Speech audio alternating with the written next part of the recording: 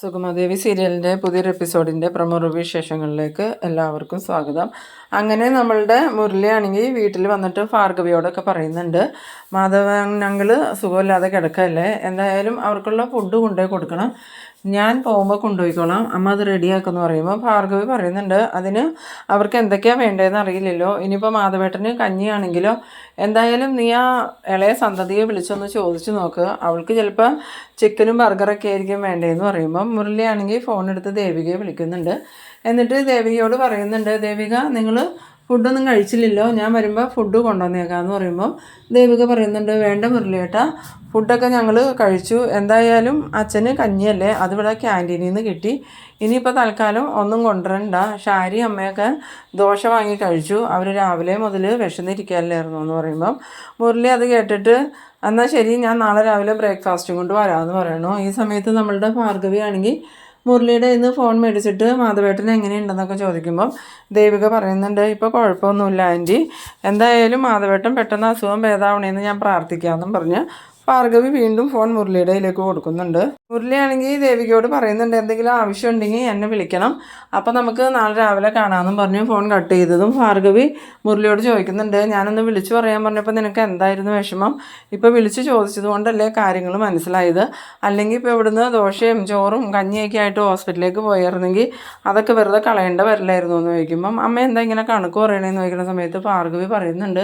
ഇത് കണക്ക് പറയണതാണോടാ, അടുക്കളയിൽ കിടന്ന് എന്തോരം കഷ്ടപ്പെട്ടാലാ ഭക്ഷണമൊക്കെ ഉണ്ടാവണേ, അത് വെറുതെ നശിപ്പിച്ച് കളയാൻ പറ്റുമെന്ന് ചോദിക്കുമ്പം ഇതാണ് ഇപ്പോൾ ഇത്ര വലിയ പണിയെന്ന് ചോദിച്ച് ഈ മുരളി പരിഹസിക്കുന്നുണ്ട്. ആ സമയത്ത് ഭാർഗവി ആണെങ്കിൽ നീ കഴിക്കാൻ വരണ്ടെങ്കിൽ വാടാന്നും പറഞ്ഞ് അകത്തേക്ക് കയറി പോകുന്നുണ്ട്.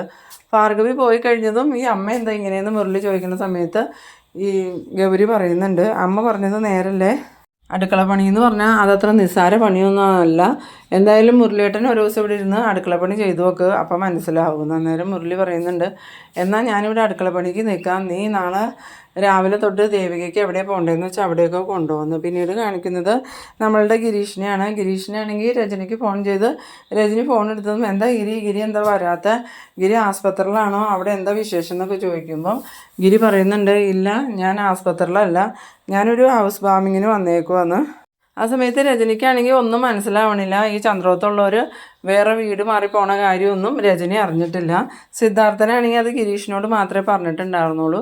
ഗിരീഷൻ അത് വീട്ടിൽ ചെന്ന് പറയാമെന്ന് വിചാരിച്ചിരുന്നപ്പോഴാണ് ഈ രജനിക്ക് വിളിക്കുമ്പം രജനി ഇങ്ങനെ ചോദിക്കണം, അന്നേരം ആരുടെയാ ഗിരി, എന്നോട് ഇതുവരെ പറഞ്ഞില്ലല്ലോ, എന്താണെന്ന് വെച്ചാൽ തെളിച്ച് പറയാമെന്ന് പറയുമ്പം ഞാൻ വീട്ടിൽ വന്നിട്ട് പറയാം, അതെന്താ ഗിരി എന്നോട് പറയാണ്ടിരുന്നതെന്ന് ചോദിക്കുന്ന സമയത്ത് ഗിരീഷൻ പറയുന്നുണ്ട്, ഞാൻ തന്നെ കുറച്ച് മുമ്പാണ് അറിഞ്ഞത്, എന്തായാലും ചടങ്ങൊക്കെ കഴിഞ്ഞു, ഇനി വീട്ടിൽ വന്നിട്ട് നിന്നോട് വിശദമായിട്ട് പറയാം, എന്നിട്ട് ഒരു ദിവസം നമുക്ക് രണ്ടുപേർക്കും കൂടി എന്തെങ്കിലും ഒരു ഗിഫ്റ്റൊക്കെ വാങ്ങിയിട്ട് പോകാമെന്ന് പറയുമ്പം ഗിരി ചുമ്മാ കളിയാക്കാതെ കാര്യം പറ, ആരുടെ ഹൗസ് വാമിങ്ങാന്ന് ചോദിക്കുമ്പം അത് വേറെ ആരുടെ അല്ല, ചന്ദ്രോത്തുകാർ വേറെ വീട് മാറിയെന്ന്. അത് കേട്ടതും രജനി ചോദിക്കുന്നുണ്ട്, ഗിരി എന്തൊക്കെയാണ് ഈ പറയണേ, ചന്ദ്രോത്തുള്ളൊരു വീട് മാറി എന്തിനാ, അതിന് ചന്ദ്രോത്ത വീടിന് എന്താ കുഴപ്പമെന്നൊക്കെ ചോദിക്കുമ്പോൾ നിങ്ങൾ പണ്ട് താമസിച്ചുകൊണ്ടിരുന്ന ആ ഒരു വീടില്ലേ അങ്ങോട്ടേക്കാണ് മാറിയേക്കണേ, എന്നിട്ട് അമ്മ എന്നെ വിളിച്ചൊന്നും പറഞ്ഞില്ലല്ലോ എന്ന് പറയുമ്പോൾ ഗിരീഷൻ പറയുന്നുണ്ട്, അത് മേഡം എന്നോട് പറഞ്ഞായിരുന്നു, ഇതിപ്പോൾ ആരോടും പറഞ്ഞിട്ടൊന്നുമില്ല, എന്തായാലും നീ ഈ അവസ്ഥയിലായതുകൊണ്ടാണ് നിന്നെ ഇപ്പം ഇങ്ങോട്ട് വരുത്താതിരുന്നത്, അടുത്ത ദിവസം തന്നെ നമുക്കിങ്ങോട്ട് വരാമെന്നൊക്കെ പറഞ്ഞ് രജനിയെ ആശ്വസിപ്പിച്ച് ഫോൺ വയ്ക്കുന്നുണ്ട്.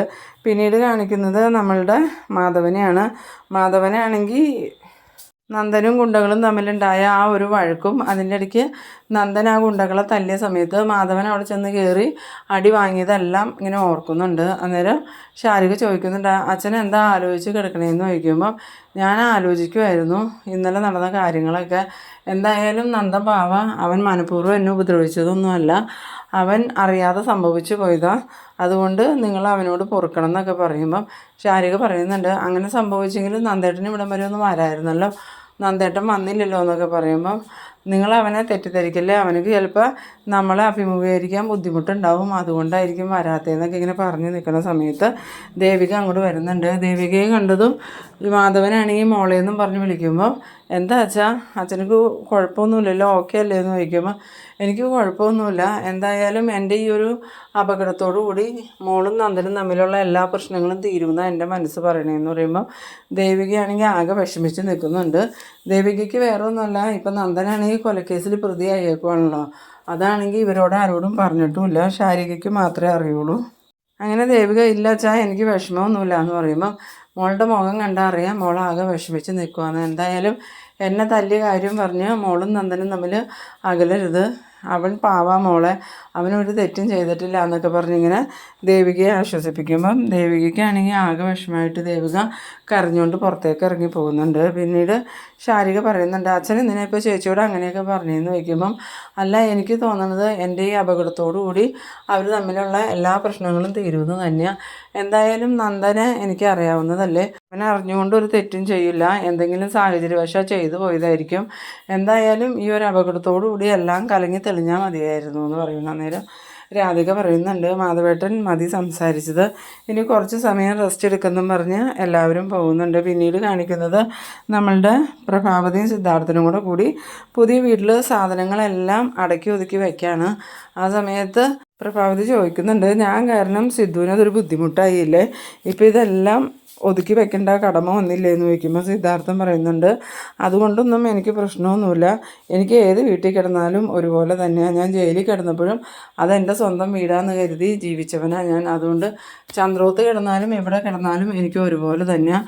പിന്നെ താനാ സ്വാമി പറഞ്ഞു എന്നും പറഞ്ഞ് ഇങ്ങോട്ട് മാറിയതിലേ എനിക്ക് എതിർപ്പുള്ളൂ, അതും ദുർമരണം നടന്ന വീടാണെന്നും പറഞ്ഞ് അവിടെ മരണം നടന്നു എന്ന് വിചാരിച്ച് നമുക്ക് എന്താ പ്രശ്നം എന്ന് ചോദിക്കുമ്പോൾ ഈ പ്രഭാവതി പറയുന്നുണ്ട്, ഇപ്പോൾ കുറേ ദിവസങ്ങളായി പ്രശ്നങ്ങൾ തന്നെയല്ലേ സിദ്ധു, ഇതോടുകൂടി മാറ്റങ്ങൾ സംഭവിച്ചാലോ, ആ സ്വാമി അങ്ങനെ പറഞ്ഞ് ആ വീട്ടിൽ നിന്ന് മാറിക്കഴിഞ്ഞാൽ നമ്മളുടെ ജീവിതത്തിൽ മാറ്റങ്ങൾ സംഭവിക്കുമെന്ന്. അന്നേരം സിദ്ധാർത്ഥൻ ചോദിക്കുന്നുണ്ട്, എന്ത് മാറ്റം സംഭവിക്കാനാ, എന്തായാലും നന്ദനിപ്പോൾ ഒരു കൊലക്കേസിൽ പ്രതിയായി, അതുമാത്രമല്ല അന്ന് തന്നെ ഇത് അറിഞ്ഞെങ്കിൽ എന്തെങ്കിലും ചെയ്യായിരുന്നു, ഇത്രയും ദിവസം താനും അത് മറച്ചു വെച്ചു, തനിക്ക് ഒരിക്കൽ പോലും അത് ഞങ്ങളോട് പറയാൻ തോന്നിയില്ലല്ലോ എന്ന് പറയുമ്പോൾ പ്രഭാവതി പറയുന്നുണ്ട്, അതെങ്ങനെ പറയണമെന്ന് എനിക്ക് അറിയില്ലായിരുന്നു സിദ്ധു, എന്തായാലും സംഭവിച്ചു പോയില്ലേ, നന്ദനെ അറിഞ്ഞുകൊണ്ടല്ലല്ലോ, ഒരു കയ്യബദ്ധം പറ്റിയതല്ലേ, ഇനിയിപ്പോൾ നമ്മൾ എന്ത് ചെയ്യുമെന്ന് ചോദിക്കുമ്പോൾ സിദ്ധാർത്ഥൻ പറയുന്നുണ്ട്, അതിനെക്കുറിച്ച് എനിക്കൊരു പിടിയില്ല, എന്തായാലും ഇനി ആലോചിച്ച് വേണം മുന്നോട്ട് നീങ്ങാൻ, ഇത്രയും വൈകിയതുകൊണ്ട് തന്നെ പെട്ടെന്നൊന്നും ഇതിനൊരു പരിഹാരം കാണാൻ പറ്റില്ല,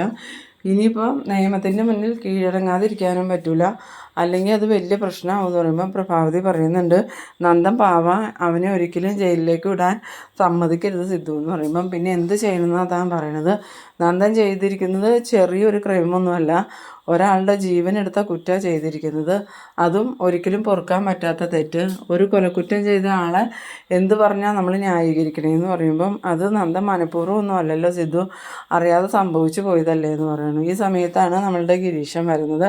ഗിരീഷിനെ കണ്ടതും ഇവർ പെട്ടെന്ന് തന്നെ സംസാരം നിർത്തുന്നുണ്ട്. ഗിരീഷിനാണെങ്കിൽ അവരോട് വന്നിട്ട് ചോദിക്കുന്നുണ്ട്, നന്ദൻ എവിടെ സാറേ എന്ന് ചോദിക്കുമ്പോൾ നന്ദൻ മുകളിൽ റൂമിലുണ്ടെന്ന് പറയുന്നു. എന്നാലും നന്ദൻ എന്താ ഇങ്ങനെ ചെയ്ത്, നന്ദന് അവിടെ വരെ ഒന്ന് പോകാൻ പാടില്ലായിരുന്നു, ഇനിയിപ്പോൾ ദേവികയുടെ വീട്ടുകാർ തെറ്റിദ്ധരിച്ചാലും പ്രശ്നമില്ല, അവിടെ പോയി മാധവേട്ടനെ ഒന്ന് കാണണ്ടേ അല്ലായിരുന്നോ.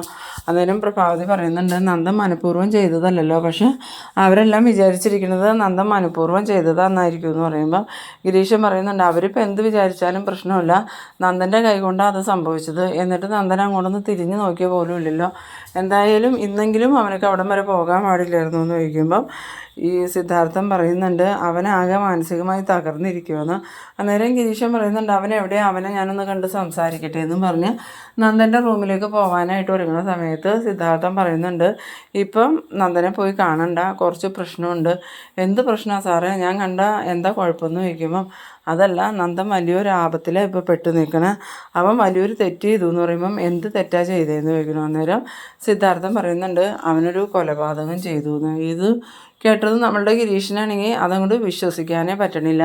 എന്നിട്ട് ഗിരീഷൻ ചോദിക്കുന്നുണ്ട്, കൊലപാതകം ചെയ്തു എന്നോ, ആരെ കൊന്നു എന്നാ സാറ് പറയണേന്ന് ചോദിക്കുമ്പം അത് വേറെ ആരെയല്ല, ആ ഋഷിയില്ലേ അരുന്ധതിയുടെ മകൻ, അവനെ കൊന്നു. അതെന്തിനാന്ന് ചോദിക്കുമ്പം അത് അറിയാതെ കയ്യബദ്ധം സംഭവിച്ചു പോയതാ, അവനൊരിക്കലും അവനെ കൊല്ലണമെന്ന് കരുതിയിട്ടല്ല, അവനക്കൊരു തെറ്റ് പറ്റിപ്പോയി, ഇനിയിപ്പോൾ നമ്മൾ എന്ത് ചെയ്യും ഗിരിയെന്ന് ചോദിക്കുമ്പം ഇനിയിപ്പോൾ എന്ത് ചെയ്യാനാണ് സാറ് തീരുമാനിച്ചേക്കണെന്ന് ചോദിക്കുന്ന സമയത്ത് പ്രഭാവതി പറയുന്നുണ്ട്, എന്തായാലും നമ്മളുടെ നന്ദനെ നിയമത്തിന് വിട്ടുകൊടുക്കാനൊന്നും പറ്റില്ല, അവൻ പാവഗിരി, അവനെ എങ്ങനെയെങ്കിലും രക്ഷിക്കണം എന്ന് പറയുമ്പം ഗിരിയാണെങ്കിൽ ഒന്നും മറുപടി പറയാതെ നിൽക്കുന്നുണ്ട്. അന്നേരം സിദ്ധാർത്ഥൻ പറയുന്നുണ്ട്, എങ്ങനെ രക്ഷിക്കണമെന്നാണ് താൻ പറയണേ, നന്ദൻ ചെയ്തത് ഒരു ചെറിയ കുറ്റമൊന്നുമല്ല, ഒരാളുടെ ജീവനെടുത്ത കുറ്റമാണ് ചെയ്തേക്കണേ. അതിന് കിട്ടുന്ന ശിക്ഷ എന്താണെന്നൊന്നും പറയാൻ പറ്റില്ല. എന്തായാലും ഇത്രയും നാളും ഇത് മറച്ചു വെച്ചത് തന്നെ വലിയ തെറ്റായിപ്പോയി. ആ സമയത്ത് പ്രഭാവതിയാണെങ്കിൽ ഇങ്ങനെ ആകെ വിഷമിച്ച് നിൽക്കുന്നുണ്ട്. പിന്നീട് കാണിക്കുന്നത് ദേവികേനെയാണ്. ദേവിക ഇങ്ങനെ നിന്ന് കരയണ സമയത്ത് ശാരിക വന്നിട്ട് ചോദിക്കുന്നുണ്ട്, ചേച്ചി എന്തിനാ ഇങ്ങനെ നിന്ന് കരയണേ? ഇപ്പോൾ നന്ദേട്ടൻ പറഞ്ഞതെല്ലാം വിശ്വസിച്ച് ചേച്ചിക്ക് നന്ദേട്ടനോട് ഒരു ചായ്വ് വന്നിട്ടുണ്ടെന്ന് തോന്നണമല്ലോ എന്ന് പറയുമ്പോൾ, അത് ശാരി, നന്ദു പാവ, നന്ദു ഒരിക്കലും ഒരു തെറ്റും ചെയ്യില്ല, നന്ദുവിന് ഇങ്ങനെ സംഭവിച്ചതുകൊണ്ടാണ് നന്ദു ഇസബല്ലയായിട്ട് അടുത്തതെന്ന് പറയുമ്പോൾ ശാരിക ചോദിക്കുന്നുണ്ട്, അങ്ങനെ ഒരു തെറ്റ് സംഭവിച്ചു എന്ന് തന്നെ വെച്ചോ, എന്നാലും നന്ദേട്ടൻ ആരോടാ പറയേണ്ടത്? ചേച്ചിയോടല്ലേ, അല്ലാതെ ഇന്നലെ കണ്ട ഇസബല്ലയോടാണോ എന്ന്. അത് കേട്ടതും ദേവികയാണെങ്കിൽ ഇങ്ങനെ ആകെ വിഷമിച്ച് നിൽക്കുന്ന ആ ഒരു സീനിലാണ് ഈ എപ്പിസോഡ് അവസാനിക്കുന്നത്. അപ്പോൾ നിങ്ങൾ എൻ്റെ വീഡിയോ ആദ്യമായി കാണുന്നവരാണെങ്കിൽ ചാനലൊന്ന് സബ്സ്ക്രൈബ് ചെയ്യാനും ലൈക്ക് ചെയ്യാനും മറക്കരുത്. അടുത്തൊരു എപ്പിസോഡുമായി വീണ്ടും